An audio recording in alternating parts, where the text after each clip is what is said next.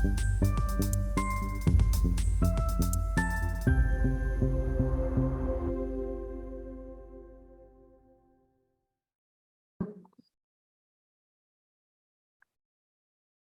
a very good morning and good afternoon to all of you who have joined online and who are joining in Dhaka in person for this session. Today actually is a very momentous day for us. It is exactly 1 year since we launched the All Act initiative. All Act, which many of you may not know, is the Alliance for Locally Led Transformative Action on Loss and Damage. It was a vision or a dream, as you might say, that Salim had on the way he really wanted this issue of loss and damage to be tackled.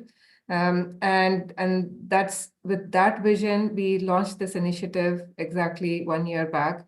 And along the way, I would say although it was a joint initiative between IAED and ECAD, along the way, a number of knowledge partner, capacity building partner, delivery partners have joined our effort. There are a number of SIDS, small island developing states, country, and least developed countries who have also joined this effort and who have committed to taking or tackling loss and damage in the way in which it has been envisioned within this program.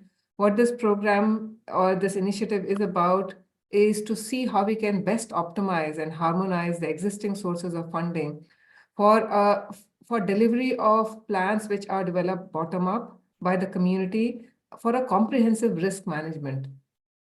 And it is also quite heartening to see that the vision of having a loss and damage fund, not just created, but also fully be resourced and be in a situation of getting operationalized, is something that Salim envisioned. He was behind, and in many sense, we can say that the reason that we see loss and damage fund now being created is because of the 3-decade-long effort that Salim continued to put behind this vision and bring together a range of stakeholders behind that agenda. So with that, I would welcome you all. And there's one more point that I would really want to highlight here is, like Salim, not just crusader, like he was not just a crusader for looking at or tackling loss and damage in ways that it really addressed the realities or grounded issues. But his idea was to ensure that it was the local community's knowledge that really helped us craft the ways in which the responses for loss and damage should be developed. But we were also mindful when we started this All Act initiative that there are some issues within this landscape, and especially because even though the mechanism for addressing loss and damage is quite comprehensive in its scope, it's still lacking effectiveness because there's not a lot of knowledge and learning emerging from the global south, and especially it is not being influenced by the grounded knowledge from the grassroots organization or the think tanks in the countries where these issues are actually being felt. And that is why we thought that within the All Act initiative, we always felt that the most insightful effort, experts for understanding loss and damage risks, are the community members and the local practitioners, the civil society or the think tanks in the country who are already confronting, managing, and supporting the recovery from these climatic impacts at the frontline level. And it was within Salim's vision that he constantly underscored the importance of integrating the local knowledge with a perspective into the global climate change discourses. And it was as part of that effort that last year we started this effort of developing case studies, not just covering the economic aspect of loss and damage, but more on the non-economic side of loss and damage. And our effort helped develop or led to the development of about 14 case studies covering 5 different categories of non-economic loss and damage. And today we have some great speakers who are covering different aspects of these non-economic loss and damage. You will hear them from their own and you'll hear their experiences of how communities are dealing with these non-economic or economic loss and damages, how they are confronting them, and how they're supporting recovery from some of these impacts through their own local indigenous knowledge. And the reason why we organized this session today was to hear these perspectives, but also draw some learnings as to how we can influence the way in which the newly created loss and damage fund, that's its delivery could be influenced by what solutions practically work on the ground, or in terms of what are the gaps that are already there and how those gaps can be bridged through this existing loss and damage fund. So with that, I'll just stop and I'll pass on to Shakib to say some of the welcome remarks from his side. Thank you, Ritu, and thank you to all our participants for joining. My name is Sakib Haq. I'm from the International Center for Climate Change and Development. As Ritu mentioned, the issue of loss and damage was something that our founder and director, Professor Salimul Haq, was a very strong advocate and a leading voice for globally, as well as at local levels in working with communities and national challenges that are happening. And it really stemmed from quite a lot of his lifelong work on adaptation issues, where he was primarily focused on working on community-based adaptation issues involving communities, local government officials, local networks, associations. And as we sort of transition from that into the topic of locally led adaptation, that again championed the role for local communities and local organizations to really be at the forefront. And that's something that we're seeing as an upcoming trend in quite a lot of the adaptation work. But something that he identified very early on is that quite a lot of our adaptation and resilience initiatives are not really able to get the impact, the intended impact that we were hoping to over the last decade or so. And invariably, there will be areas that are going to be attributed to loss and damage, things that we're not going to be able to be resilient from, not going to be able to adapt from, and invariably will be lost. And in that respect, again, that puts the communities at the forefront. They're the ones that are going to be losing. They're the ones that are going to have to deal with these damaged ecosystems and these damaged services that we're trying to develop systems and initiatives to be able to address. So for those of you that are familiar with the loss and damage issue, you might know that it's termed into sort of three pillars. It starts with minimize, avert, and address. And addressing loss and damage is really the area that we are hoping that this new initiative on the Loss and Damage Fund that has been created out of the UNFCCC, as Ritu mentioned, that is really going to be the fund that's going to be able to channel towards that, addressing the issues that have not been able to be addressed previously, that have perhaps led towards malpractices that we've been seeing in quite a lot of adaptation initiatives, because there were particular challenges, particular issues that were not governed or concerned with in the project design phase.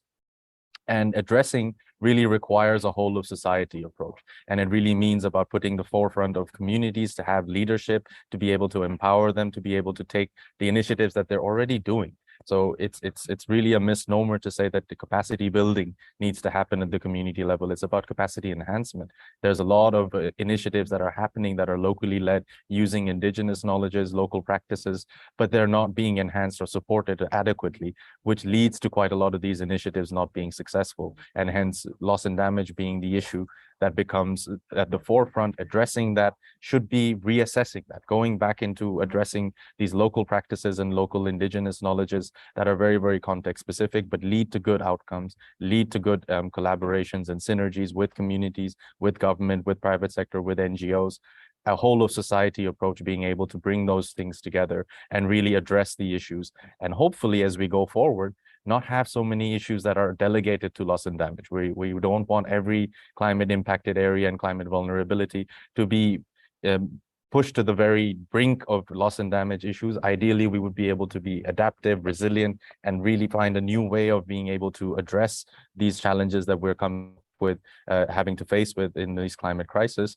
But not all issues should be delegated to loss and damage, but there will be certain issues in this transitional period that loss and damage needs to be addressed. And that really should be addressing some of the systemic societal issues that have been there, and a whole of society approach, bringing these community voices and bringing these local practices was really something that he envisioned. And I'm very, very delighted that we're able to host this session today as a 1-year anniversary of something that we've kicked off in our collaboration and partnership with IIED.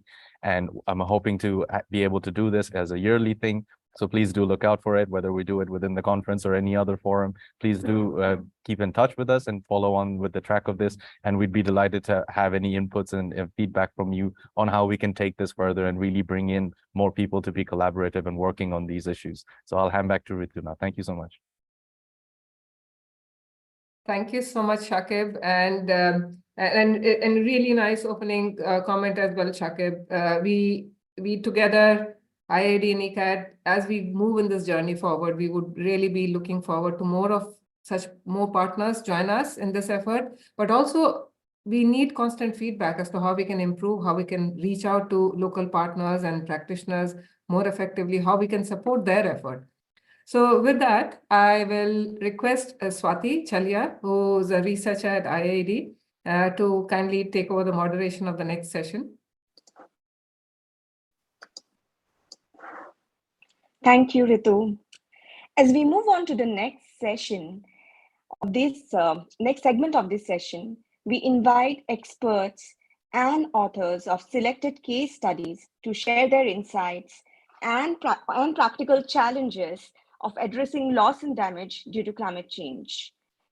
And like, you know, it's a pleasure that we have experts from all around the world to inform our audience about the real world resilience and the on the ground solutions that communities are trying to combat loss and damage.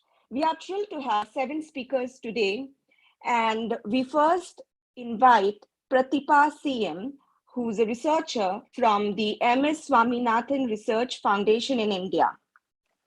Pratibha will share about her experiences of migration and its effects on communities, marginalized communities in Tamil Nadu, India. I welcome Pratibha. You will have 8 to 10 minutes.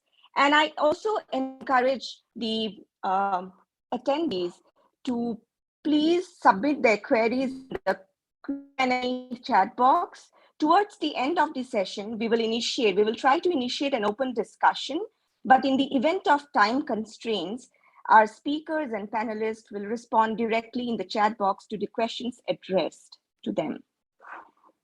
Yeah, welcome, Pratibha. Thank you. Thank you for the introduction and welcome. Yeah, good morning and good evening, everyone. Yes, Swati mentioned I'm going to talk about climate migration, which is considered as one of the loss and damage. And we have experience with the farming community, especially in the research study that we have conducted in the last 4 years. I'm going to give some of the insights what we have got from the farming community. Can we go to the next slide? Yeah. So before giving the key points, I would like to introduce the context of research area.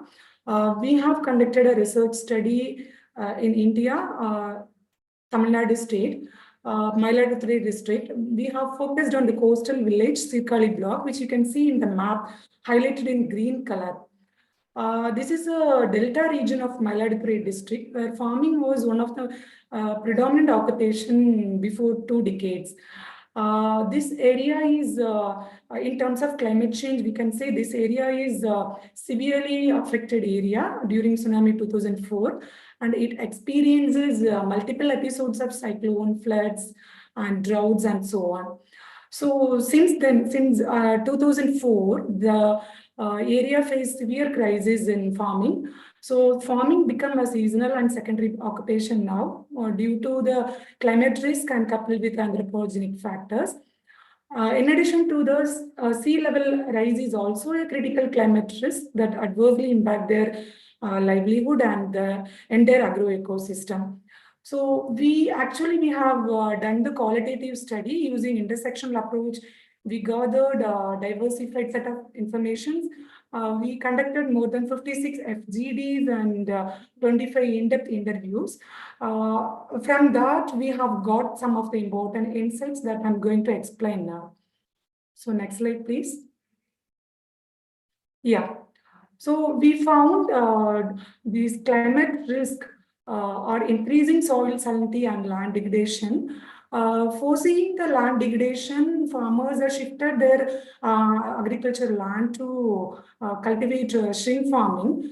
They thought that it is a coping strategy, but actually it is a non-environmental friendly mechanism, which itself aggravate the salinity and land degradation. And seeing the unproductive soil, many of the smallholders and socially marginalized communities in India, especially the scheduled caste people, they have sold their land to a private company and they become landless now and they don't have any asset with them. And there is a trend among the small farming community that they used to lease a minimum level of land from the big farmers in every season. But that trend is gradually decreasing because of this increasing soil salinity. And then the another highlighting point I can say that earlier the cultivation was throughout the year. Now the farmers are compelled to cultivate just one time in a year because of this increasing soil salinity.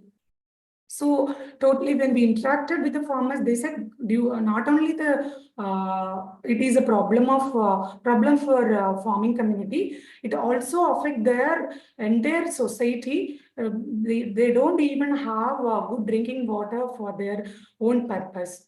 So these were the things you can clearly see the statement that they have shared with us during the FGD.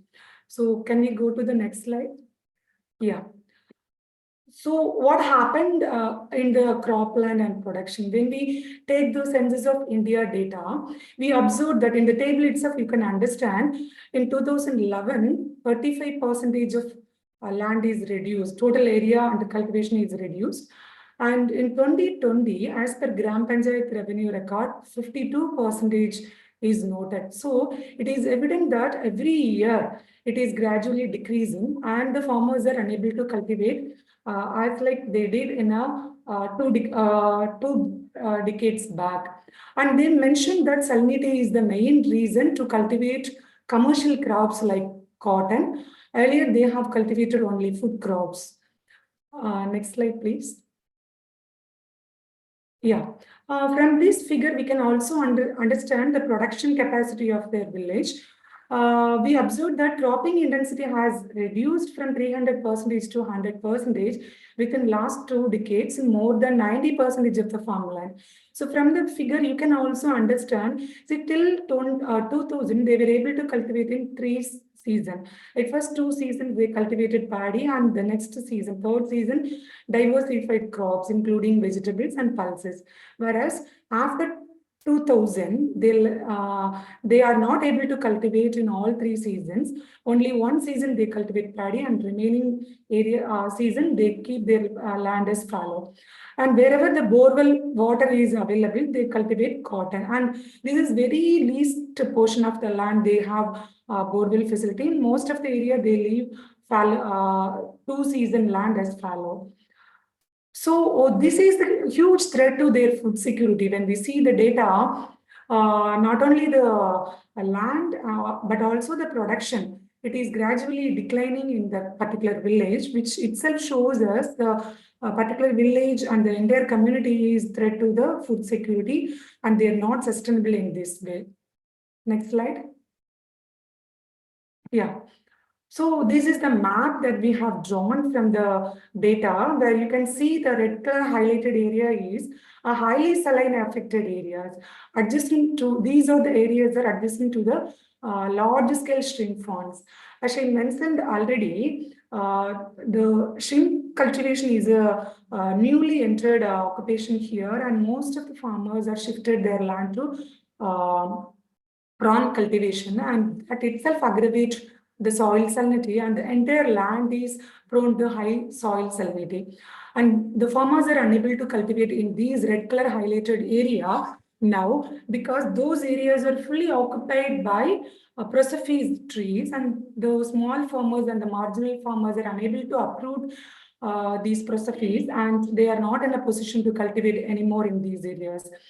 You can see the yellow color highlighted area where the salinity is very moderate, and there at least in one season the farmers are able to cultivate, and this is also gradually there also the salinity is getting increased gradually, and this shows the entire community is prone to the livelihood scarcity, and they are in under threat.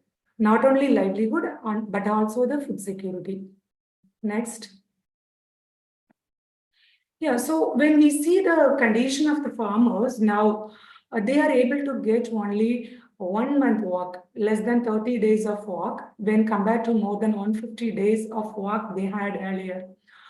And continuing this situation, the youth, the upcoming generation up to 45 years, they are shifting to non-farm sectors and migrating to cities to cope with the climate crisis. They think that it is a coping mechanism and managing their current crisis in their village. And we also observe that there is a shift in structural things, like in terms of choosing the occupation, where the skilled works are mostly held by the upper caste community. Like in the village, MBC is the hierarchy is a little higher.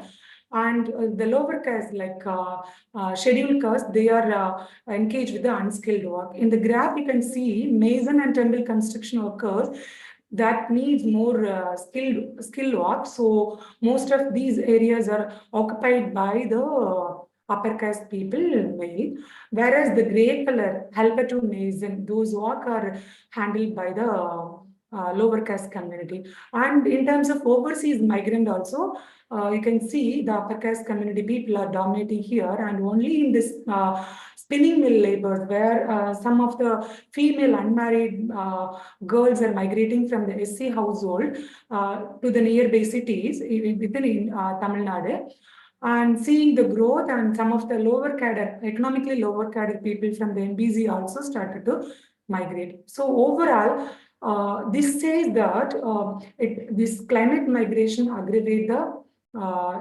climate migration intensify the existing social inequality. Next slide. So what are the compounding risk and impact it is created? It hugely created burden on women. We observed that women spend more time and energy to arrange potable water, that entered them to face more mental stress and less time for productive work. Though they continue the agriculture in the absence of men with the available land, but which is less intensification, and they adopt the low-cost agriculture production technology, and this is economically not viable and it is less valued. And they considered that there is no other opportunity, so they are still continuing the work. So when in the Indian context, we talk about there is a transformation in agriculture, especially women are taking major lead in agriculture. In our case, in coastal agriculture, it is not true at all. This is not a transformation. They are trying to adapt the situation because of no other option. So that itself aggravate their gender vulnerability there. And women's work opportunity in village also reduced because the shrimp cultivation is gradually increasing there, which is only men dominative work, and the women has no work in that. Only they can contribute in agriculture. So their work is limited in that case. And we also observed that there are more cases on gender-based violence. Still, it is prevailing in all society. In terms of climate migration, we observed there are cases emerging which exacerbate gender-based violence due to this climate migration, because of women have less control over the productive resources and lack of control over other assets. So overall, the study, whatever we have done so far, is said that climate risk and related migration exacerbate pre-existing gender divides and social inequalities. Next slide, please. So we also studied what are the coping measures they followed. So some of the things we have observed that it also depends on the category of the people. First thing is the big farmers, the large landholders, those who have a particular value of asset, they converted their agricultural land for a portion for aquaculture. That means shrimp aquaculture, which is also comes under the agriculture. But as I already said, this is not the ecologically convenient and good practice. And majority of the other landholders converted their land for tree crops like casuarina and other valuable crops like teak woods and whatever is convenient to them. So now we observe that the food crops cultivation is reduced gradually, and farmers are cultivating whatever they are. Whatever is convenient according to their situation and whatever is profitable. And in terms of women, how they are coping with the situations, they actually try to do the agriculture in a collective way, like leasing the land, but which also a not profitable one and has the associated risk, and they face multiple risk and related hazards. And in terms of caste, we also observe certain things. Livelihoods are, women are diversifying their livelihoods and undertaking some of the small income generating activities. I will conclude in a minute. And they also registered their name in MGNRA work, which is the only available scheme in India for the labor sections. So most of them are getting only less than 20 to 25 days work, not even 100 days work, and which is, they said that is also helpful to them, even though it is 25 days. Next slide, please. So what will be the potential way to reduce these impacts? We thought that regional based analysis influencing the policies would be the most possible way to find out the solutions. One of the things we found that the scheme under MG and Rega has a number of activities which highlight the salinity reduction activities. So we influence the policy holders to take up and give importance to those activities while implementing the MG and Rega scheme, that itself giving dual gain that can give more employment opportunity to the laborers, as well as it can reduce the land degradation as well as the salinity. So next slide, please. And local and regional level planning only will have a good outcome to these kind of issues, and especially to improve, as women are more affected in this context, we need to focus on women's health and welfare and accessing more productive resources in terms of credit, land, salinity management technology, and innovative techniques, especially inputs for farming and to tackle with the salinity issue. Next slide, please. Yeah, I would like to conclude this session with the quotes of Professor M.S. Swaminathan. Political will and farmer skill are two major determinants of future of agriculture progress. Yes, we have observed that there are a lot of fallow lands over there that need to be restored only with the help of political influence and policy influence, and the farmer skill needs to be enhanced to tackle the salinity issue. That can be also possible with the joint effort by the CBOs, NGOs, and from the government side. So with that, I would like to conclude my presentation. Thank you for the opportunity. Thank you, Pratibha, for sharing our insights. It's evident that socioeconomic conditions play a crucial role in influencing the severity of climate change impacts on different sections of the society. We now invite our second speaker, Temwa Hone from Malawi. He'll speak about climate-induced disasters, how climate-induced disasters damage the health of communities from his experiences in the country. Temwa Hone.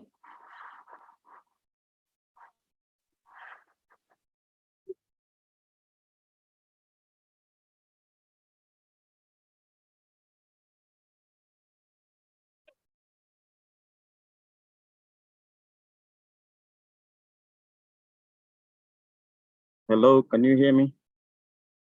Yes, Temwa, we can hear you. Yes. Okay.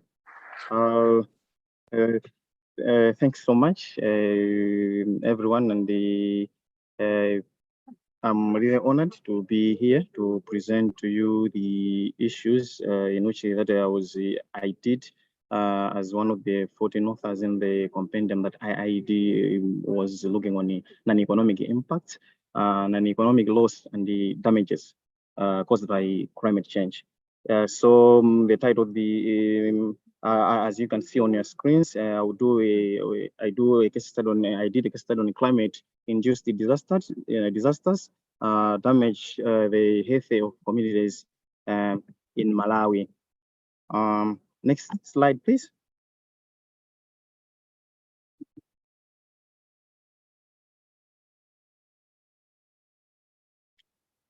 Okay. The title of the compendium was Living in Fear, Climate-Induced Disasters Damage the Health of Communities in Kanseche Village, Malawi. This case study focused on revealing true impact of economic loss and damage.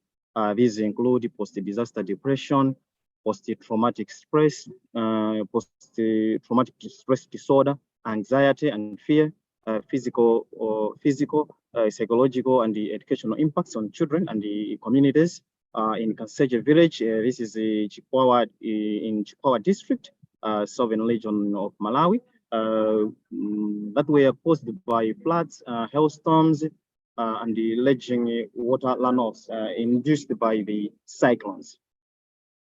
Next slide, please.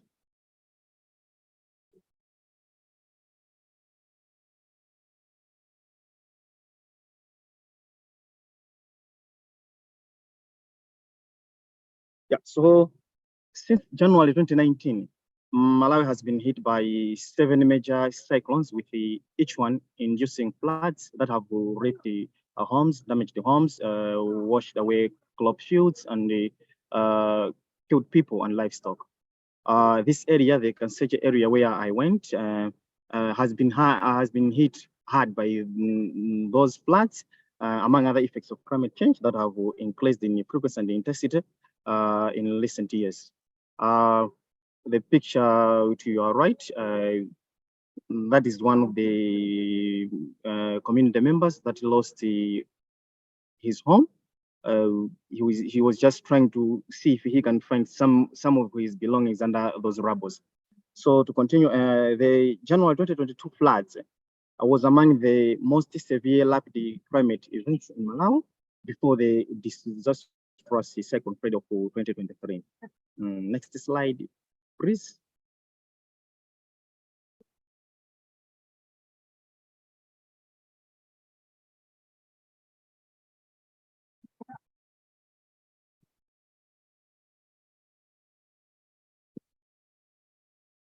Still with the case study introduction, the floods in Kanseche destroyed about 505 houses. That is an entire village, and making their place uninhabitable. So they relocated to a new location that is in a traditional authority Masea. They moved from their traditional authority Lundu to traditional authority Masea.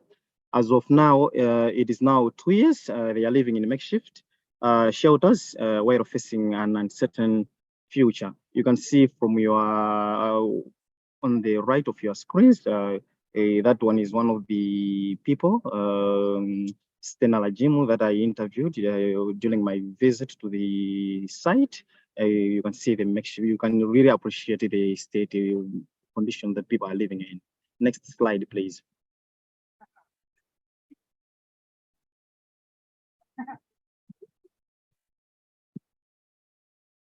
Okay, so the methodology that I used, I traveled to Kanseche and I stayed there for a while. So I traveled there to do interviews. I really wanted to talk to them, to hear their feelings, to get all their reactions as they were to recall what really happened to them during the floods. So I just purposely sampled and I talked to about 6 of them. There was a 1 girl child, 3 men, and the 2 women. And I was apart from interviewing them, I took upon it myself to just going around the area, trying to observe their way of life, how they were living, to really get the subjective side of their issue. the feelings, the emotions, how for the objective of the case study to be made. And I also conducted a focus group discussion where I didn't want to now to get the rest that apart from these 6 that I interviewed on one-on-one, that the people now, what are the issues that these 6 did not bring up during the interviews? Next slide, please.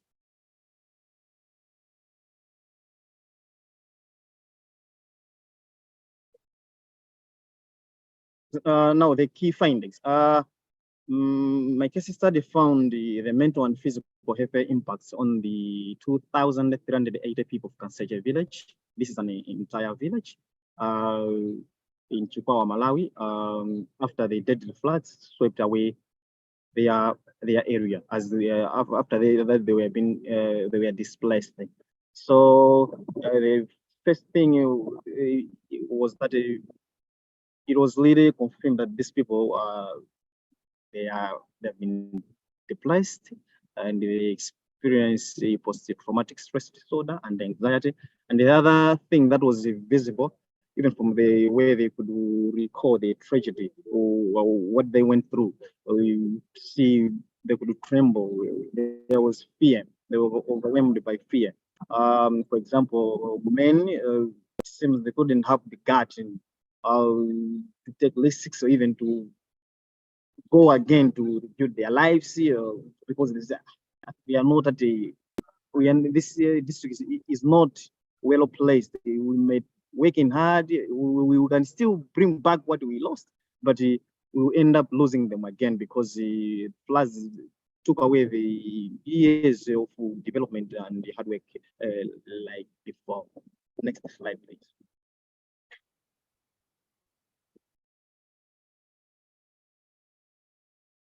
So the coping measures that were there, that they really, even these communities, they really try to highlight as they are there to help them ease the pressure as the coping measures. There was a UNICEF and the Sustainable Development Initiative and some other international and local organizations that we are providing mental health and psychological and social support services to the people, and even because the majority of this community are children. Even UNICEF established the children's corners for the youngsters there to at least to try to ignite to nurture their child within them, so that they could be happy, they could play in a way just that they could tackle the disaster-related stress. Next slide, please.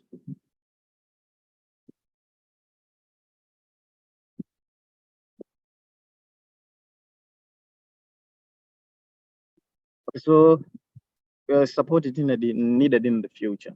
There's a need of a little dedicated funds should be set. We are happy that at COP28 this loss and damage fund was established.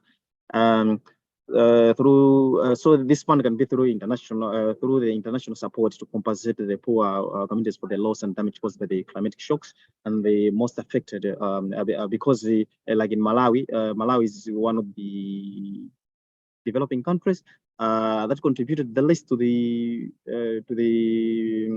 global carbon emissions that are fueling the climate crisis. But as a country, I think we are the best example of the loss and damage issue in the climate discourse. So there's a need of funds.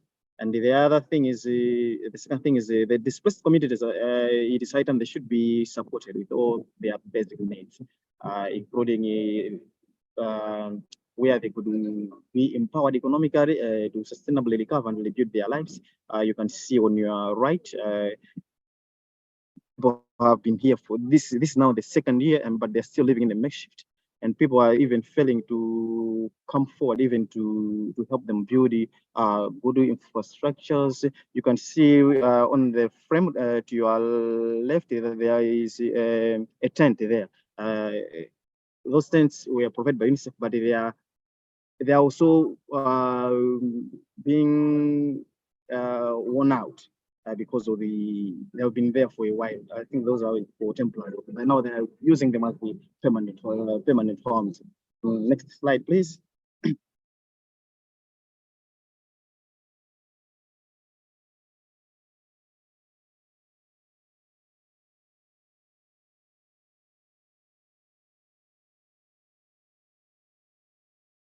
A third point, there's a need for a detailed response budget and to help communities to deal with and prepare for the disasters. There's a need to strengthen ecosystems and that will be there to reduce poverty. Because most of the times it's like we are, despite that we have we try to respond for the as in case of Malawi, there are no resources because the needs to be addressed are always huge than the available funds. I think at this point, it was what I've just said corresponds to the fourth point, in which there's a need for development partners to locate more resources in the country through the Department of Disaster Management Affairs, DODMA, because our response or even our preparedness leaves a lot to be desired because, as I've said, Malawi is one of the best developed countries. So, yeah, that is also another point in terms of funds to the disaster management affairs. Next slide, please.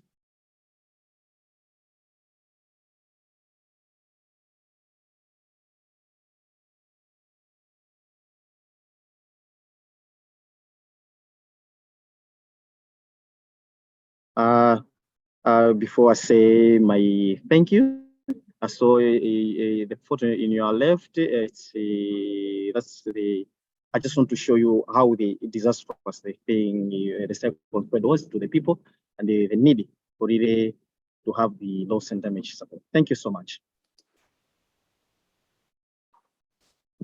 Thank you so much, Temba. Your work is exceptionally vital.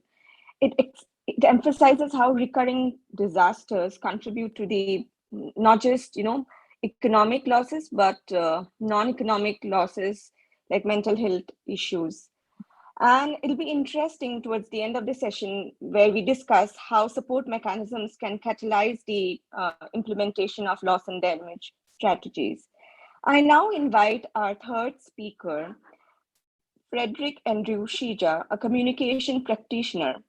He'll speak about climate migration and its ripple effects on the traditional pastoralist communities of Maasai. And you again have 8 to 10 minutes. Frederick, over to you.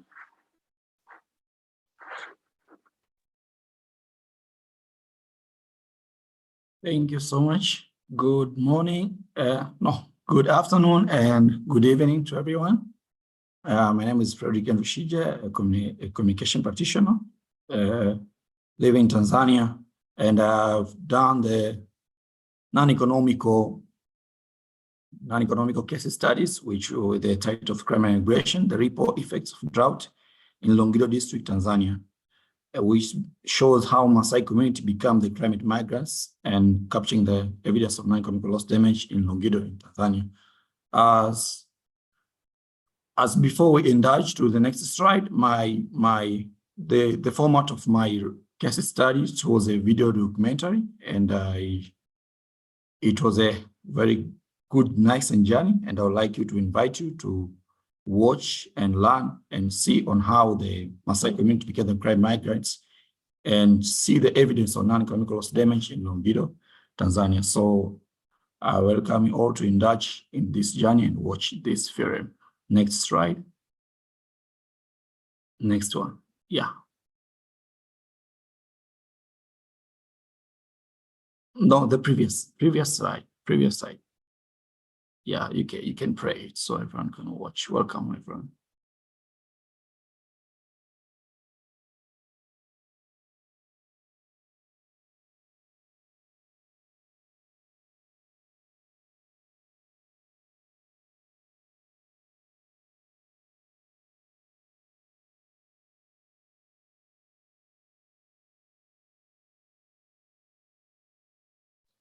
Hello.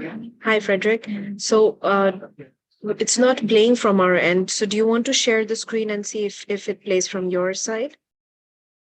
Okay, let me see.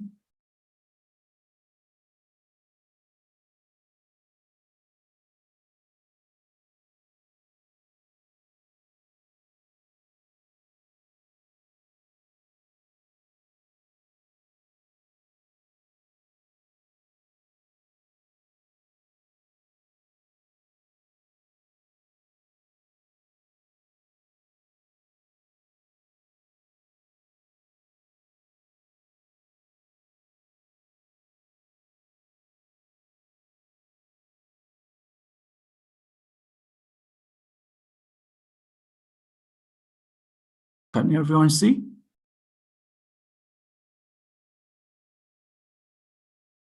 Can everyone see? Yes, Frederick, it's streaming as of now. Okay, let me pray it. Frederick, I think you need to share with audio because, yeah, we can't hear it.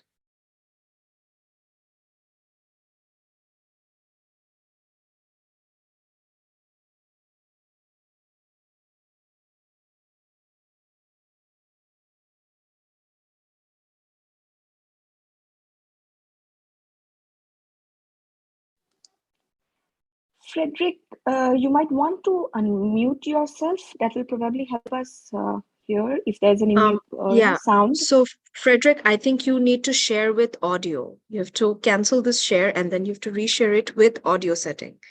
Click. But also, Frederick, I want to just mention that this is a really long video.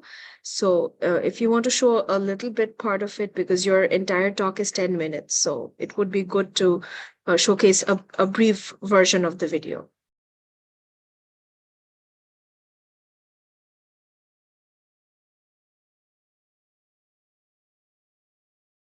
Hello, I think this is the main version.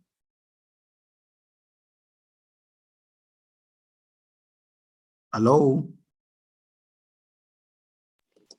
Yes, Frederick, we can hear you, but we do not hear any voice from the video that you are sharing with us.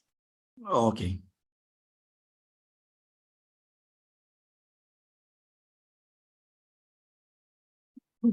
So Frederick, it would really help because I think we have other speakers too.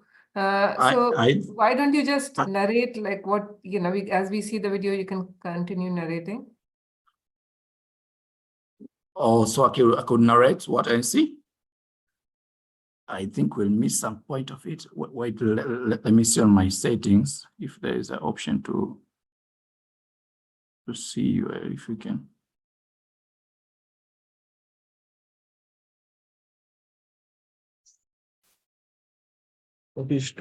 So I think you need to stop this share and then you have to share it again, but now with audio, because otherwise we won't be able to hear the video.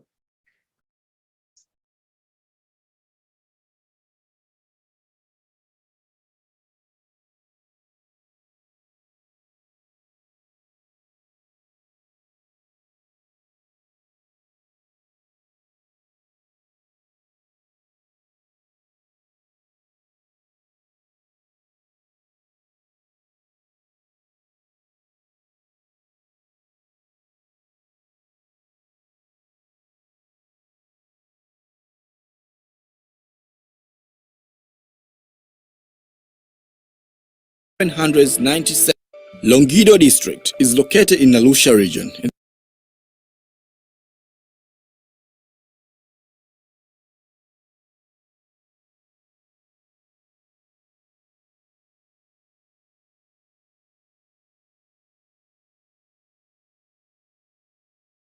If anyone could help me on how I can share with the audios.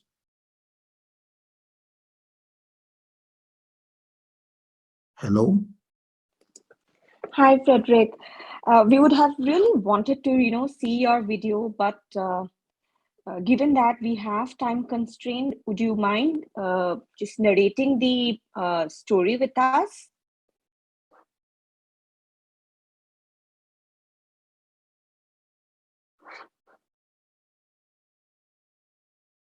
I can narrate, then I'll share the link in your time. You can go and view the videos. Yes, If that it's would be okay. great. Thank you so much. Okay. Yeah. My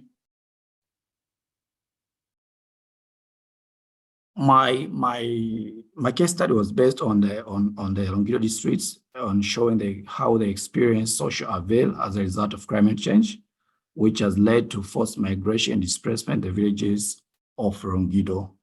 And as a result, it led to the conflicts, to the place where they migrate. Most of them, they migrate in near border of Kenya, as Longido is located northern part of Tanzania. So most of them, they migrate to Kenya. They face conflicts with the indigenous population, and also the loss of social supports as their traditional way of life and their culture, as they meet the other tribes. So they found that they lost their cultural heritage.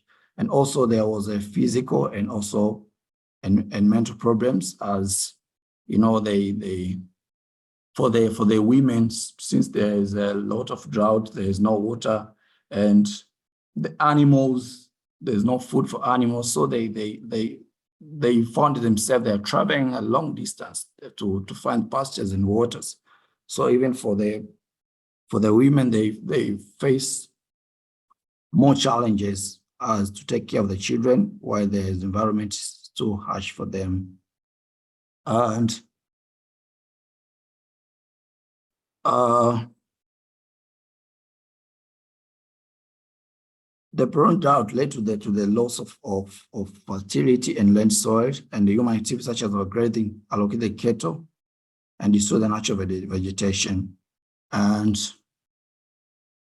in terms of vulnerability impacts, as you can see, the non-communicable loss and damage created vulnerability in households, as the women and children face potential threat to their personal security and well-being due to water scarcity, malnutrition, and school dropouts. In many of the primary schools in Longidos, children, they drop out because there's no food at schools. And you can see that their fathers, they have migrated with the animals, with the cattle, to the neighbor countries to find the greener pastures. So they left behind their family with their mothers. So most of them, you can find their household, there's women and children. So it's been hard for them to attain the children on terms of foods. So most of the children, they during the drought, children are mostly going to graze the remaining animals. So they found that they're missing schools. They will have to graze, they have to take care of them so that they could sustain them to their daily life. And coping measures, various efforts and interventions, and have been employed to the communities and households as to minimize the non-economic loss and damage and impact, but still more support as women groups. They need to be encouraged and empowered to adopt to climate change. As you can see, due to the drought, they are forced to engage in other activity like crafting of the cultural materials, so that they could add a money from the tourists due to Tanzania's one place of tourism. So they crafting some chains, breastbands, so where they could get some money they could sustain with their families and children. But also in terms of the government, they have built the capability to adapt climate shocks in the pastoral communities as they engage those with the large number of livestock to selling them or reduce them to selling them during to the drought time, so that they could get money in exchange, and they can use that money to sustain their families instead of migrating and moving to other neighboring countries. Supporting needed the community in the capacity to adapt and mitigate climate shocks, and they also demonstrate them to migrate to other areas. And so we invite those to policymakers and also people could provide various intervention in the area so that they could building the capacity and let the people to adapt the climate shock. The lesson learned, due to the longest drought that led to the deforestation, the land, the Maasai, they're still being forced to become climate migrants. So the case study underscored the imperative of global action to combat climate change and its repercussions, as without decisive measures to curb loss and damage, the vulnerable communities like the Maasai and Longido district will persist in bearing the severe consequences of climate variability. As this finding is highlight the interconnected nature of climate change, loss and damage, forced migration, socioeconomic vulnerabilities, in emphasizing the importance of holistic and inclusive approach to climate resilience and adaptation. So that's on my side. I hope that when you have enough time, I will share the link so that you can watch and learning more on the case study that I've done. Thank you so much for listening. Thank you, Frederick, and we apologize for the technical glitch. Your work is really interesting and shares about the cascading effects that migration could have on the people who are left behind in the source villages. I now invite Sharon Shipa, a development practitioner and co-founder and chairperson of Botswana Society for Human Development.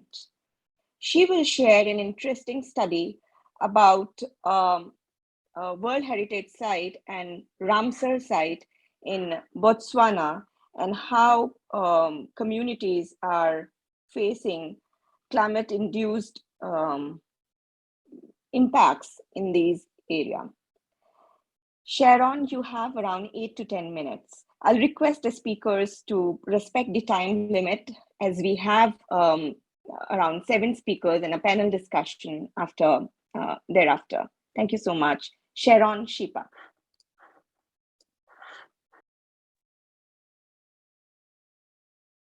Good afternoon, everyone. Am I audible? Yes, Sharon, you're Yes, audible. you're audible. Okay. So my name is Sharon. I am a development practitioner and researcher based here in Botswana. So basically, my study focused on the Okavango Delta communities of Botswana. So basically, I tracked ecosystem loss in nature-dependent communities in that particular area, as already alluded to. Next slide, please.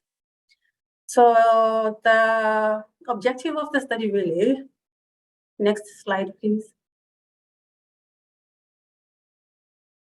Next slide.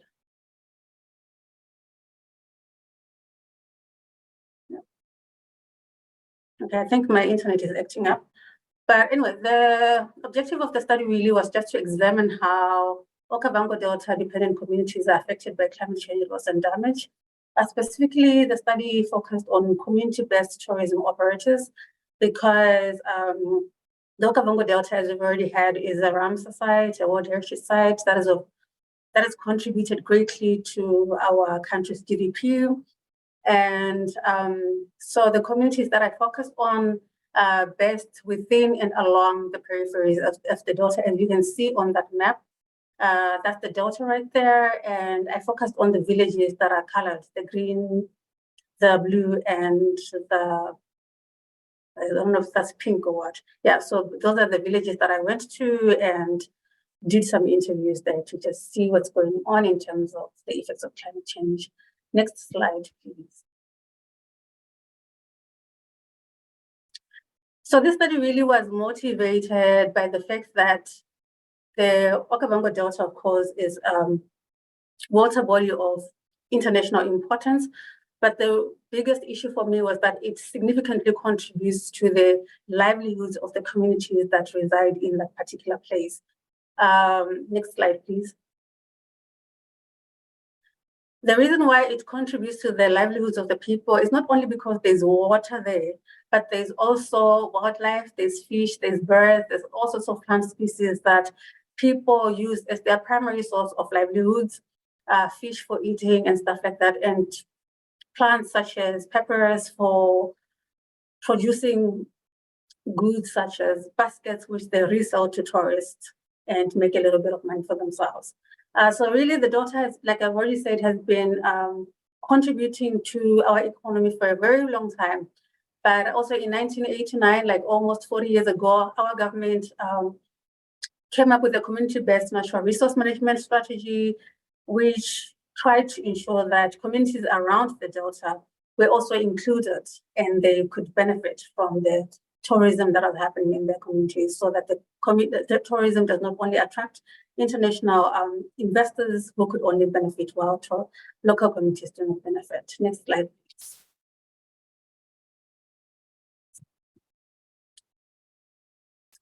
So to meet the objective of the study, I conducted a content analysis of local newspaper articles that were published during the 2019 devastating drought season that saw the Delta almost dry up.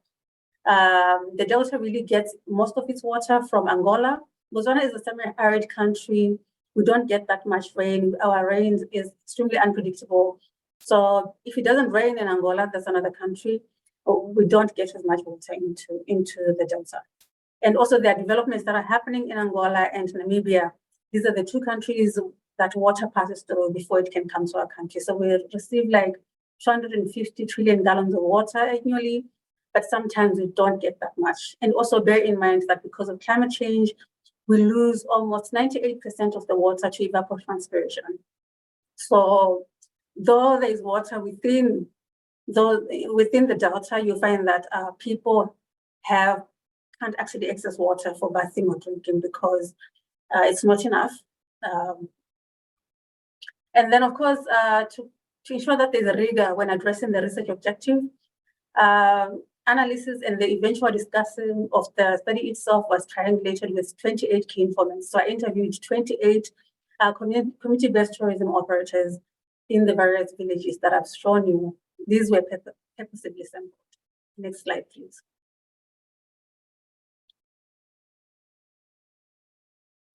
So in terms of results, overall, really, I found out that loss of ecosystem and biodiversity, I found that loss of quality of life as well as loss of cultural heritage were the top three non-economic loss and damage impacts of greatest concern among Okavango Delta communities. Specific node impacts also included, but they were not limited to the following. I found that negative impacts were rife on sources of livelihoods.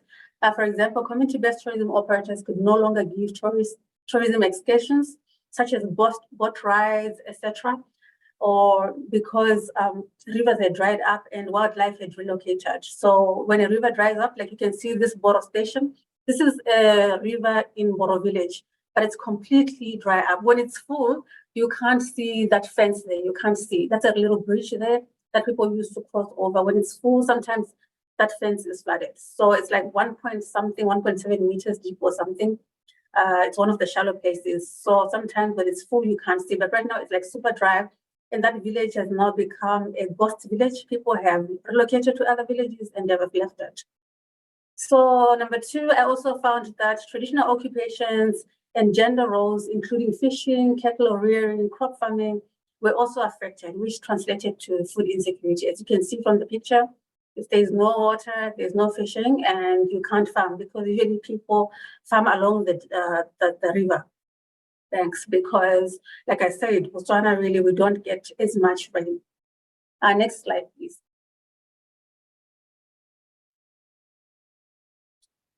Next slide, please. Another thing that I found out was that access to safe drinking water was affected, resulting in diarrhea, especially among children that are under 5 years old.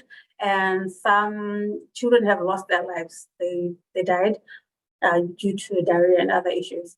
And then, of course, I also found that natural resource management challenges were also increasing, especially human-wildlife conflicts, because as you can see, those elephants, when I went to the field, I came across like a herd of over 200 elephants just roaming around the village, like less than 2 minutes driving out of the village, but they're also like walking all over the village. They're just there.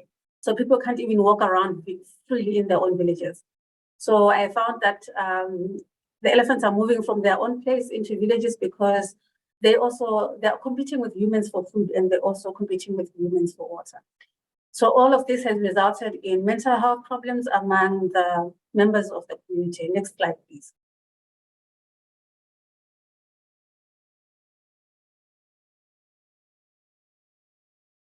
Also, what I found in terms of coping, what I found is that to cope, the villagers have resorted to government safety nets such as Ipelere.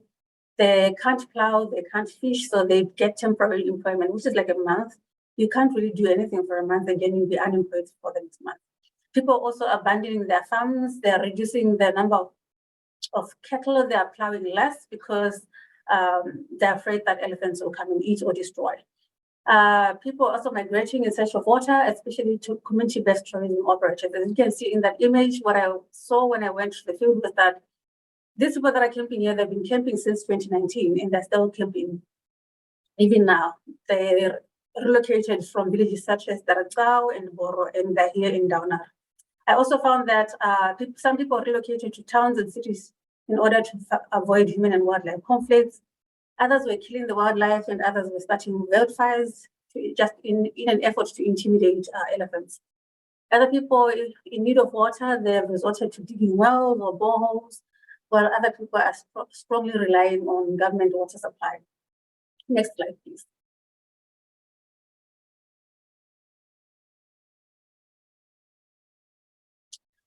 So in terms of future support that is needed, what I really found out is that people are in need of creative financing models or technical support systems that can actually help them to in their localization of the SDGs or in their adaptation and mitigation efforts. So to ensure that these villages are actually resilient, these communities are resilient, there is need to invest in water plants that can guarantee access to clean drinking water. There's need to invest in sound infrastructure development so that when rivers dry up, people can utilize underground water. There's also need to invest in boreholes, water harvesting, and irrigation technologies. There's also a need to construct additional watering holes along the delta. This is so that human and wildlife conflicts become limited, because as is, wildlife and people are competing for water. There's also need to mend buffalo fences, such as this one here, where you can see the elephants are crossing. There's need to mend these fences, because what happens is that elephants come and destroy the fence, and then they go into human territory. These fences are supposed to be separating humans and people, but elephants destroy them and they go into human territories, and you see the cattle now, they're also crossing into wildlife territories. So this becomes a bit of a problem. So there's need to mend the fences and also install electric fences, but all of this requires money. Also, there's need to avail funds to electrify farms. These are crop farms. The last slide, please.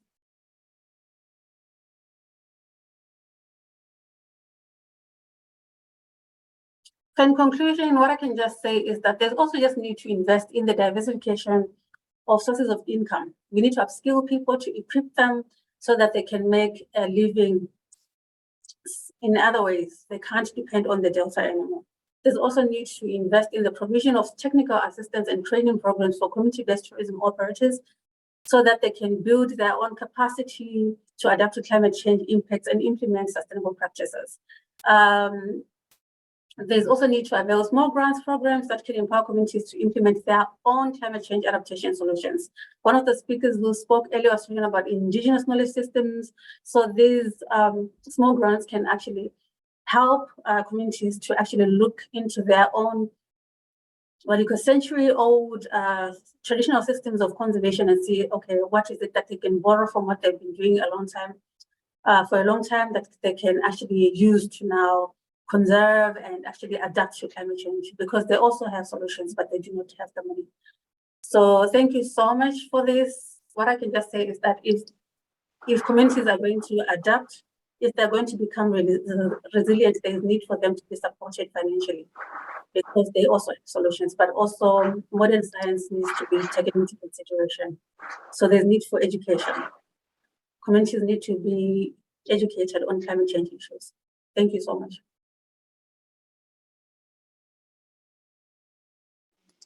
Thank you so much, Sharon.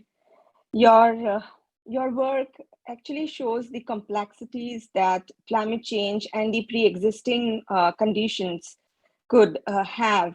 And since the problems are not easy, the problems are complex, and the solutions also cannot be straightforward and would need to be carefully thought, so that we do not have we do not have ripple effects of and work on the assets that the community and the region already has. Thank you so much. We now invite our fifth presenter, Mujida Ajibola. She'll share a glimpse of climate change and the struggle for biodiversity in the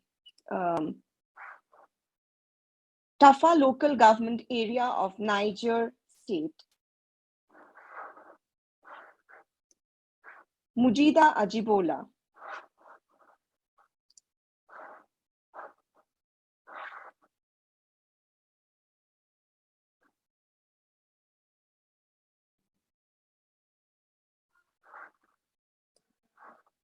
Yeah, I I think see Mujida is Mujida. now on the panel. Yeah. She's here? Okay.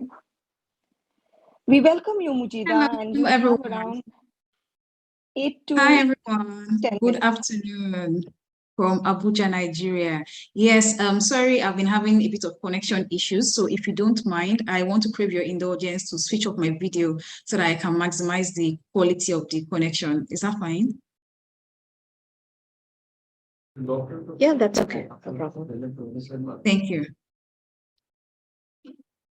Okay, so again, good afternoon. My name is Mujida, and today I want to take everyone through the video case study research that we did last year. And it is located in Tafa local government area of Niger State. The community itself is called Ajigaram community, and it is predominantly inhabited by the indigenous people now of Bagi tribe. And this community, aside the fact that we all are facing the effects of climate change, it's a bit worse because they are also indigenous people. Next slide, please. Yeah, so over the last 8 years, there have been dramatic shifts in rainfall and temperature patterns in not only Ajigaram community in Niger State, and I would say by extension, North Central Nigeria. Everywhere has been really hot, and we've had hotter weather, more erratic rainfall, and this is affecting a lot of things in terms of agriculture, food production, and ultimately the quality of life of the community members. Next slide, please.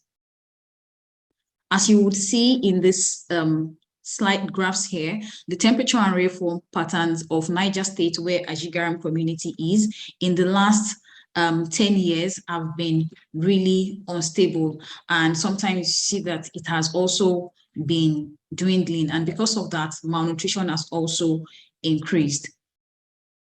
All of these effects on the ecosystem of that place is affecting the survival of people, because they ultimately depend on agriculture in that community for survival. Next slide, please. So how did all of this start? We got information about this community and the effects of climate change there in 2021, but we couldn't do so much. We could only observe what was happening and then advise the community member who gave us that information at that time. Then in 2023, the IIED case study research came up, and we were happy to start a preliminary research, which involved visiting the community and interviewing some of the farmers. Later, we conducted key informant interviews and observed the farmers and women in the community. We asked some questions, and then we filmed the video case study. when we finished analyzing the responses, some common themes stood out in the results. We realized that many of the respondents kept talking about biodiversity loss because they mentioned that there are some of the plants that they used to grow before in that community that they can no longer grow in the community because of the uneven rainfall patterns. And they also mentioned that a particular plant, jatropha, which is used in Nigeria generally as an indigenous medicine to treat fever and malaria, is no longer within the community for them to plant. They also mentioned desertification, poverty, food, and water reduction majorly came up from all of the responses in the research. Next slide, please. Our key findings in Ajigaram revealed that there's a non-economic loss and damage issue, which basically stems from what farmers said regarding accelerated deceleration and land degradation in their community.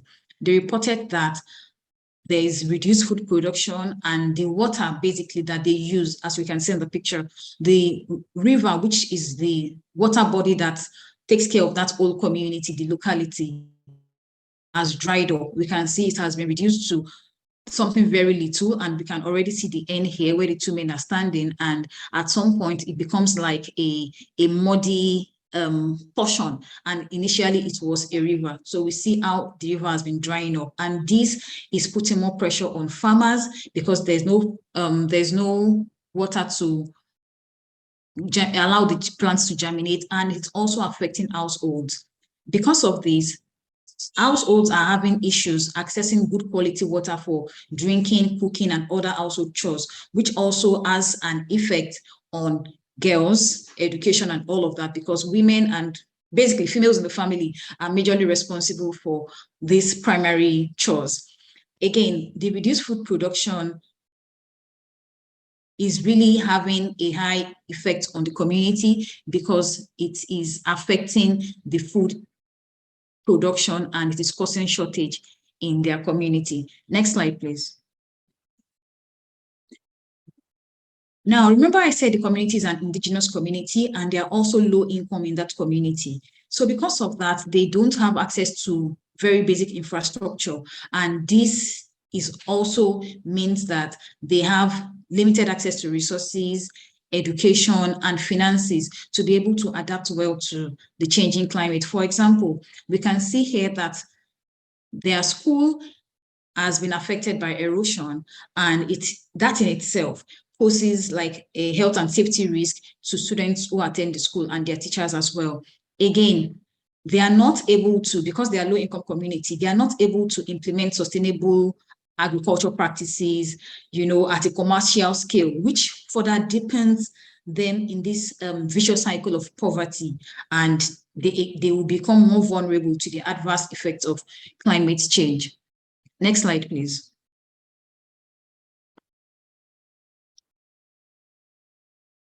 All of these things that are happening, the shortage of harvest by the farmers reduces food supply in the community, and it affects the feeding of the family. How does this happen?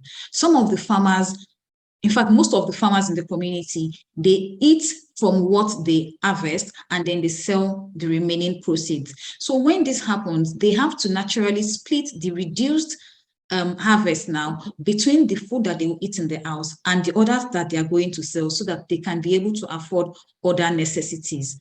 Now, the major problem here is that it is affecting the nutrition of the children in the family.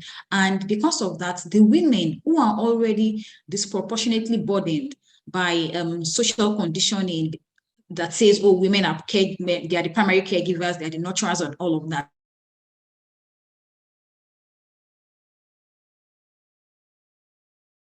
Not enough in the household. They believe that, okay, the men go out to work, so they give them their proper portion, and the children also need food for their growth and all of that. So at the end of the day, it is the women that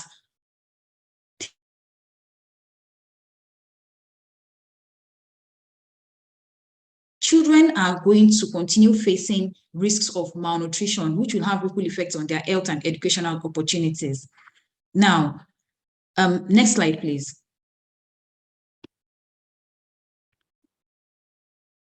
We know that when children are not well fed, their well-being can be affected, they might get sick more often, and they may also not be able to assimilate well in school. So to manage all of these effects of climate change in this community, the community has started using organic manure, which initially they believed is less affected by erosion since it mixes with the soil better instead of chemical input like fertilizer. However, when they started using manure, they noted that organic manure was not efficient for commercial scale agriculture. You know, when it is commercial, they want the yields to be more and all of that. So there's that kind of impatience because there's a business interest attached to it. So this left them with no option than to go back to fertilizers that would boost productivity for them, and they'll be able to eat and also sell. While this looks like a short-term solution to the problem, they then noticed again that the erosion washes away the manure, which is most likely the reason for the insect infestation that they have in that community, because that's another major thing. Going to the community, we saw that some of the plants were already eaten halfway by insects. So again, that also affects the productivity of the food.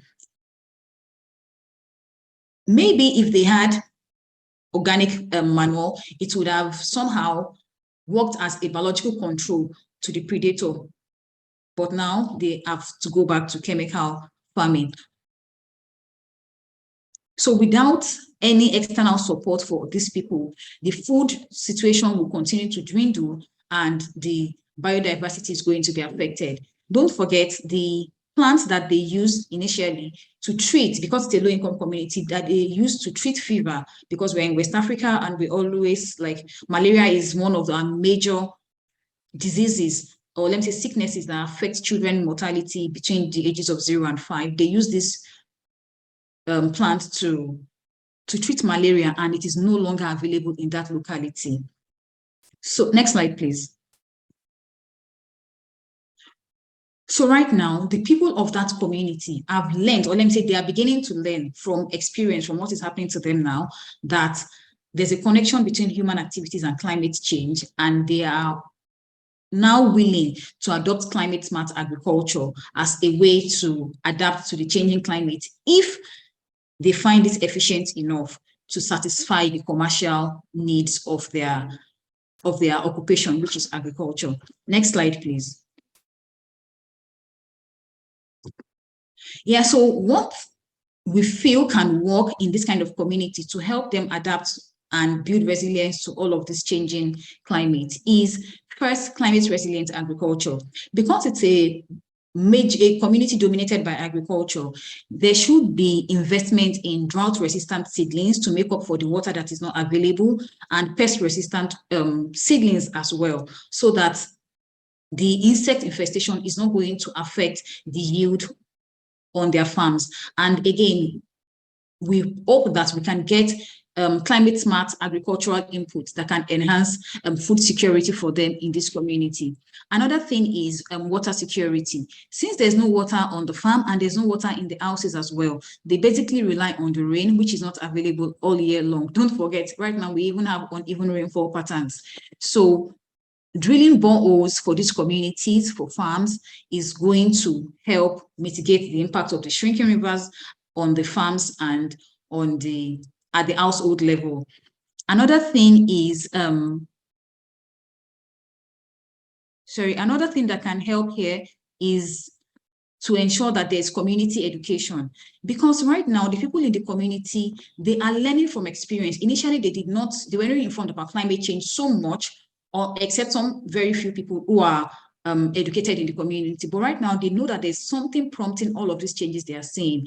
And we feel it's a good point to have effective climate change education programs can raise the awareness of climate change in their community, as well as what they can do to ensure that they are also reducing the incidence of global warming in what they do as individuals in their community. Then the investors, we need climate smart investment in that community, so that, for example, we need people to subsidize, or the government, maybe a collaboration between government, the private sector, and the people in the community, the farmers in the community, to subsidize climate smart agricultural input so that these farmers are able to buy it. Another thing is providing funding and agricultural input for climate smart farming. There's a region in Nigeria very close to them, also in the north, that is predominantly like northern Nigeria basically is known for rearing cows. So maybe we can implement something around circular economy where the output, which is the cow dung from the north, from the core north now, can be brought more closer to people in the north central to provide them adequate manure. That can also be done. Then we also are looking at aggregating input from climate smart farms to encourage adoption, because some farmers don't even believe in climate smart agriculture at all. So when the government maybe brings forward a policy that says when you adopt climate smart agriculture on your farm, we are going to aggregate from you everything that you sell, that you harvest on your farm, making them not go through the process of market access again, makes it way easy for them. So we feel like it's something that can also encourage adoption of climate smart agriculture. Then empowering women and children. It is very important that we understand that women and children are disproportionately affected by all of these things, and we should understand the impact of social conditioning, and access to essential services in how climate change not only affects everybody, but has a greater impact on women and children. So we can see this is the particular insect in that community that affects their farms, and this is what it does to the plant. So nobody, even if this yields, nobody is not going to yield very good quality of maize. For example, this is maize at the end of the day. Next slide, please. Yeah, so we are also open to questions and recommendations as to how this community can be better and they can build more resilience against climate change. Thank you.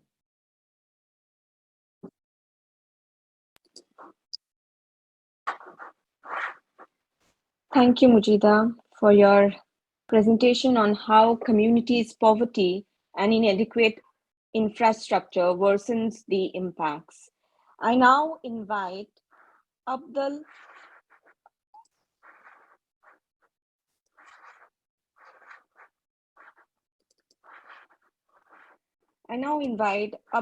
Hamid Sharif. Yes, can you hear me? Yes. Hello, yeah. I'm just asking if you could share the updated presentation. Can you scroll down a little bit? Next. Again. No, that's not the updated one. Do you want to share it on yourself, Abdul? Okay, yeah. Yeah, you could do that.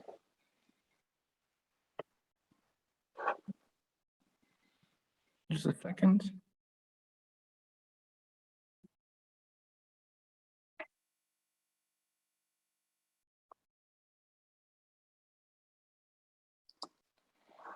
I'm conscious of time. We've already reached kind of the end of the time that we had, but we have Abdul and Samuel. So if each of you can take about 5 minutes, because our Zoom will close, and we can run I think 10 to 15 minutes overtime. But after that, it would be good if you could make it. I've been waiting for 15 minutes. 15 minutes. Okay. Okay. Okay. So hello everyone. My name is Hamid Sharif, and I'm addressing this the issue I'm tackling in climate change in El Shakhlouba community. It's a coastal community in the northern western part of the Nile Delta, and I'm actually formulating the presentation as a pitch presentation, because the idea is, when it comes to green solutions, in many cases in developing countries there is not enough funding to implement climate change adaptation solutions, and yet developing countries in the global south, they didn't yet access loss and damage financing, because there's still being discussions in every COP conference and it has been agreed in principle, but it's yet to be implemented. That's why there is this idea that we need to rely on green entrepreneurship in order to devise solutions, which means that the solutions we're providing, they will need to generate enough income to be able to support the community and support the environmental remediation efforts. So in the community I have addressed in El Chakouba village, there is a major issue of climate change which is affecting the fish yields, the fish stocks, because this is a fishing community, so it relies mainly on fish. But also there is the problem of infestation of the water hyacinths, it's an invasive aquatic plant, which is because of climate change and environmental pollution combined is actually affecting the lake negatively because of vitrification and deoxygenation. And also there is an adjacent areas, farming areas, there is a lot of agricultural waste that gets burnt in open incineration pits. And what happens is it leads to a huge amount of pollution. This is the community, it's marked by the star here. And these are projections for being submerged under the sea level rise. And we could see that by the year 2100, a lot of the adjacent area would be under the water, and by 250, it would be completely under. So the idea is you need to do some hydrological engineering in the area, and that also needs a lot of money. So how we would get the money? We made the survey first in the community, and we have seen a lot of fishermen talk about how they consider the society as the end of the line community because it's the end of the Nile Delta, and they kind of feel that they are struggling to get the attention of the government. The invasive aquatic plants are a major issue because they also contribute to the mortality of the fish because they lead to deoxygenation of the water, which increases the fish mortality because with less oxygen, fish would struggle to get off the ammonia, which is a toxic element to them. And also we have seen there is a major rise of conflicts and armed fights between fishermen on fishing grounds because of the scarcity of the fish. And even it reached to having firearms with the fishermen on the lakes in order to protect themselves while fishing. And one of the sad things I have personally seen, this is a cattle egret bird. It's not from conservation perspective, it's not endangered. But the thing is, the fishermen never had to rely on hunting them for meat. Not only because they have little meat, but the village used to have a lot of fish. So when we were there, we have seen one of the birds trapped in a trap. So we cut it loose and we released it, and it was just one of the signs of the dwindling amount of fish available to the fishermen, which means it's not only affecting their livelihood and because they sell the fish for money, but also affecting the nutrition profile of the fishermen. That is Mahmoud Hagazi, a local fisherman, and his son Muhammad. We were talking about how the fishing profession is passed on from father to son, and Muhammad was telling us because of the dwindling fish issue, and his father would have to spend more time on the lake to get the same amount of fish, and he would have less time to study because he would have to help his father.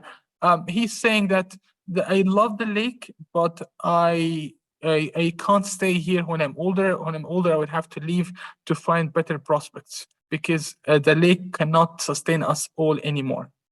These are pictures from the place. When it comes to adaptation, actually, some of the locals began to have ecotourism plans in order to as a way to raise enough income for the community and also raise awareness about the environmental plight of climate change on the community, benefiting from some picturesque areas, which in a way, when it comes to sunken islands within the lake, kind of are a sad reality, but also they give rise to romanticism of environmental plight, which is kind of interesting to watch and contemplate. So one of the things we envision for this community is to valorize the invasive aquatic plant. And we devise a business model where the water hyacinths are harvested and they are solar dried by solar furnaces with concentrated solar power. Then they are shredded and mixed with another agricultural waste component, which is rice husk and rice straw. And they are made into biobriquettes, which could be sold. Sold to whom? Sold to cement factories. And the village is actually situated near the coastal highway, which would make it ideal for providing biobriquettes to cement factories in Alexandria. And from one side, this would bring enough income for environmental remediation for the lake and for the community and create green jobs, and also help reduce the environmental footprint for cement industry, because this is a carbon neutral biofuel, because it's basically the carbon is derived from the atmosphere through photosynthesis of the aquatic plant.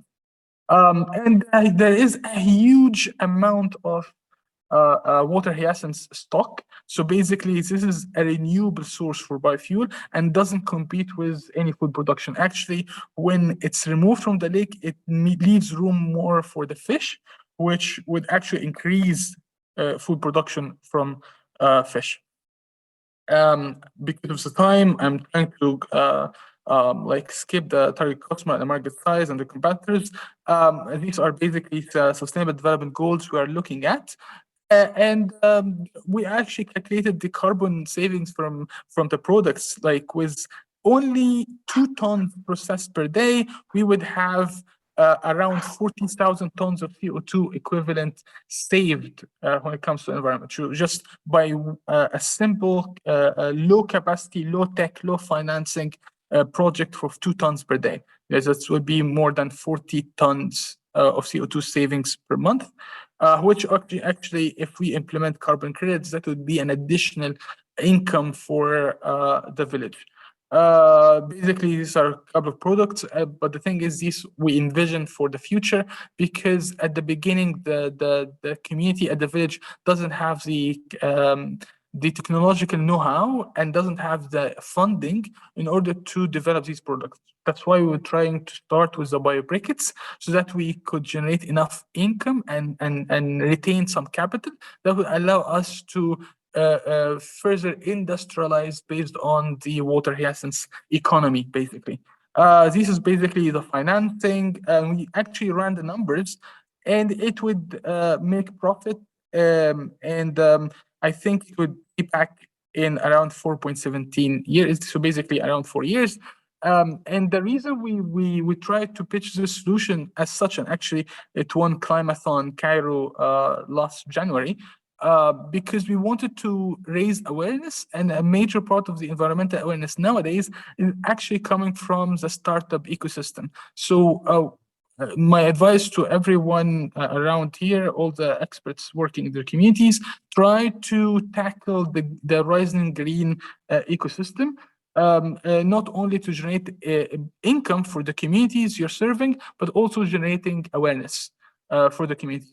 And one of the things we envisioned is that there will be cooperative financing element within the project, so that the fishing cooperatives on site would be able to be participating to gain ownership, and also to minimize resistance, because usually sometimes even it's hard to convince the local community that whatever green solution you are devising, that's for the benefit of the community. So they need to have a buy-in, basically. And basically, in my presentations, that was part of the pitch presentation, we asked for an ask for 4.5 million Egyptian pounds, which is actually not much if you convert it to USD. So the idea is that business could generate enough jobs and could have a huge potential for environmental remediation, and also it would help localize the economy in a way that would reduce the immigration and the exodus from the village. I understand there is no time, so I think I would stop here. Feel free to ask any question. Thank you. Thank you, Abdul. I now invite Samuel Okore.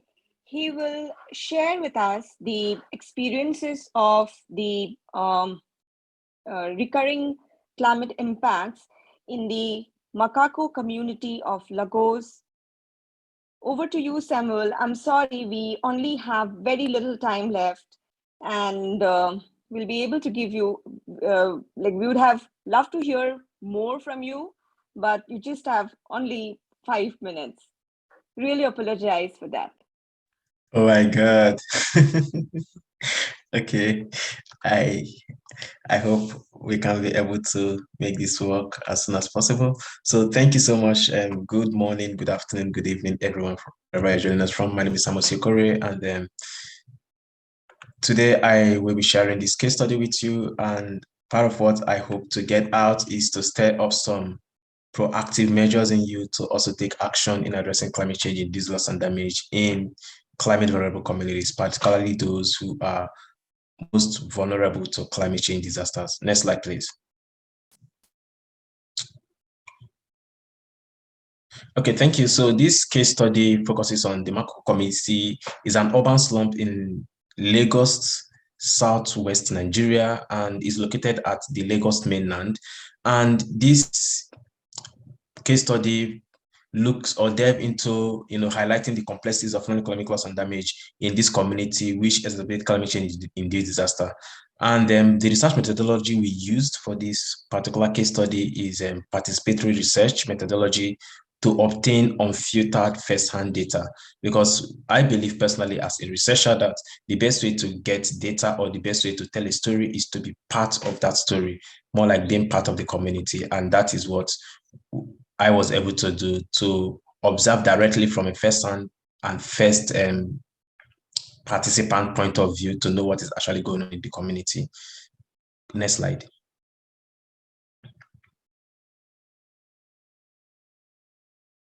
Next slide.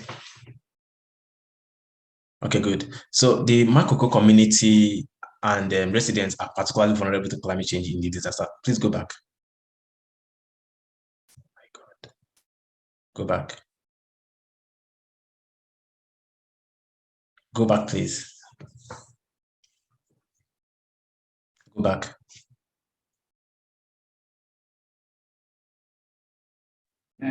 Samuel, is this the correct slide? No. Previous one. The discussion part or the previous one? Okay. Yeah, this one. Good. So the Makoko community and residents are highly vulnerable to climate change in the disaster, and the quality of housing in Makoko, like you can see the picture here, this actually represents not just the quality of housing, but the quality of life in the Makoko community. And then part of the people that are mostly affected in this community are women and children, that make up about 60% of the total population in the community. And then the disease, they suffer from a lot of disease, which include mental health cases, infectious disease outbreak, and displacement, which is also at a high increase as a result of sea rise and coastal erosion that always impacts the community. Next slide.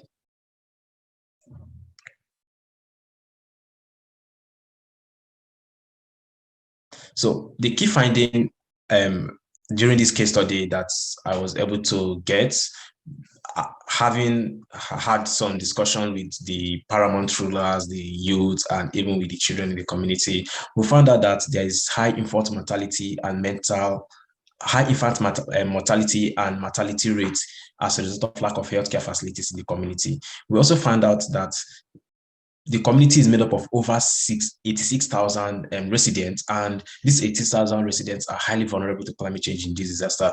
We also found out that the community is also highly exposed to infectious diseases, which include chickenpox, measles, diarrhea, and cholera, which is a waterborne disease. And this has exacerbated a lot of health complexities or complications in the community.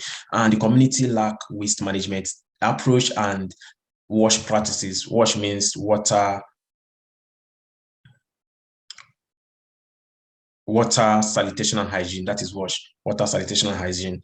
And this is basically influenced as a lot of lack of knowledge because they don't have knowledge of these practices. So they lack how to even implement the correct measures.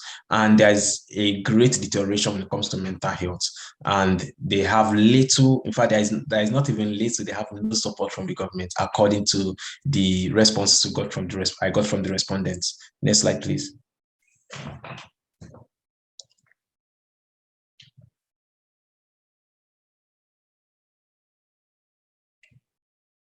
So discussion of findings, the case studies shows that the Makoko community is highly impacted, especially by non-economic loss and damage, which include disease outbreak, property damage, birth mortality, poor health care conditions, flooding, and knowledge gap. And all these things contribute to even the high rate of unemployment in the community. And the residents in the community have also complained that the government has actually forgotten them, and the government only remembers them during election, as they are being used as voting to get votes and all. And part of what I got from the stakeholders and the people there, they are calling for immediate intervention of government in helping them avert this issue of climate change, especially coastal erosion, which also contributes to a lot of detrimental harm to the mental health of the people, of the children in the community, and even the need for them to be empowered as well to take necessary actions in addressing these issues with themselves. Next slide. I'm wrapping up soon.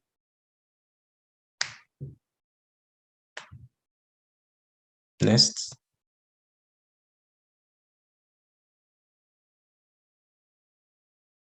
Okay, good. So these are the key interventions, and part of the first interventions because why I carried out this case study, I saw the need to also initiate a pilot project in the community, because I really felt heartbroken after seeing this whole thing and just carrying out a case study without doing anything. So I initiated a self-funded pilot project in the community, which is then called Watch for Urban Slump. And Watch for Urban Slump, part of what I did was to engage with the stakeholders in the community. And before I even engage with the stakeholders in the community, I realized that there are two communities that make up the Makoko community, and these two communities have not met, like they have been in conflict for over 3 decades. And my engagement with them brought peace in the community. So it restored a lot of harmony in the community, making the community stick back together again. And apart from that, I also had engagement with the youth too, who have not been together for quite a long time as well. And this integrated back peace in that community. And we integrated what we call the Watch for Urban Slump project in the community, where we educated the children about what climate change is all about, how to take action, and ask the kids to avoid direct contact with the water. If you look at the water in the pictures that we have showed previously, it is actually dark, and this water, kids bathe in this water, they swim in this water. At times they even, mistakenly drink the water. So you can imagine what they pass through whenever they go through those incidences. And these are something that we cannot shy away from. This is their reality. However, there is a way for us to be able to correct that reality.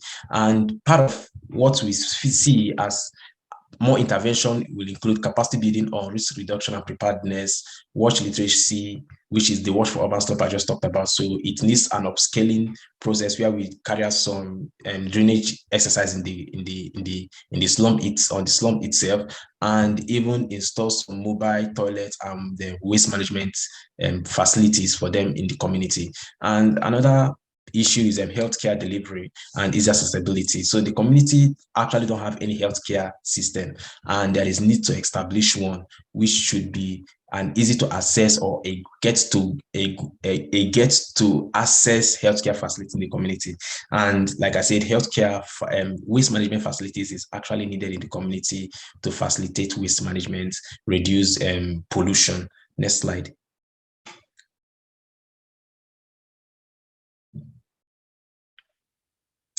And the Mako community, like I said, this was where we carried out the cleanup in the community, where we involved the Lagos state government in the community.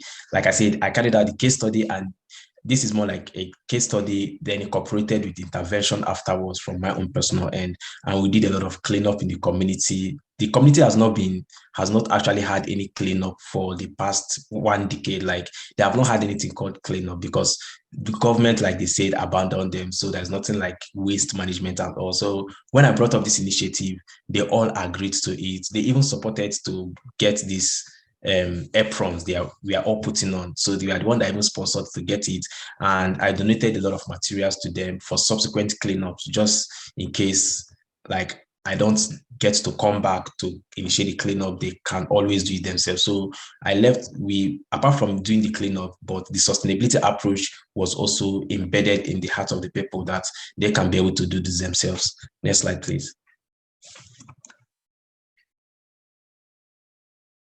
And with that, thank you so much for listening to my case study. And I also encourage everyone to take action in whatever you do. Don't just go to a community and, just engage. But when we see a problem, it is also in our best interest to look at how possible to address those problems. A little solution always counts. Just like someone will always say, Maharishi Mahesh Yogi will always say, every individual is a subset of world peace. So as long as an individual desires world peace, we can all achieve world peace. So once we start practicing that, we are all that subset of world peace, and together we can all achieve world peace. Thank you so much. Thank you so much, Samuel, for your insights about climate change and its impacts in urban areas of Lagos. I thank all the participants, all the speakers for sharing invaluable on-the-ground experiences and insights. Their narratives systematically delve into the interconnections among pre-existing or predisposing factors, climate-induced loss and damage, and protective measures or policy interventions. Their work emphasizes how the necessity of tailored strategies that can address demographic, socioeconomic, and political challenges that different areas or different regions have. This also underscores the importance of a multifaceted approach, which probably involves not just involves grassroots engagement, collaboration of different stakeholders, and evidence-based policymaking to effectively mitigate the impacts of climate change and help communities become resilient and be able to adapt to the impacts of climate change. I now I again thank all the attendees for being active listeners, and I'm sure we all have gained a lot from the on-the-ground experiences. I can see a number of questions in the chat box.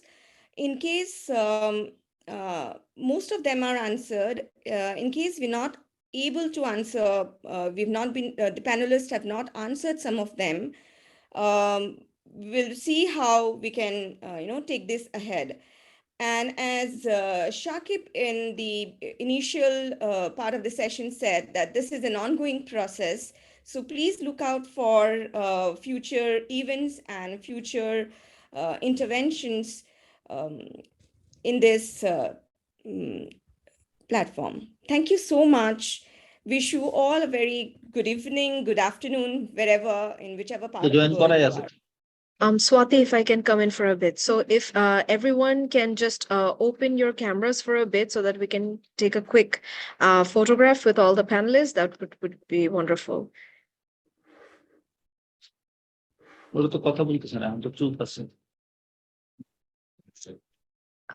শোনা যাচ্ছে না। Frederick, Mujida, would you like to turn on your cameras?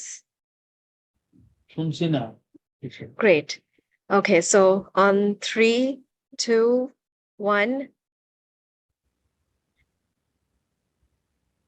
Thank you so much, everyone, for joining us today.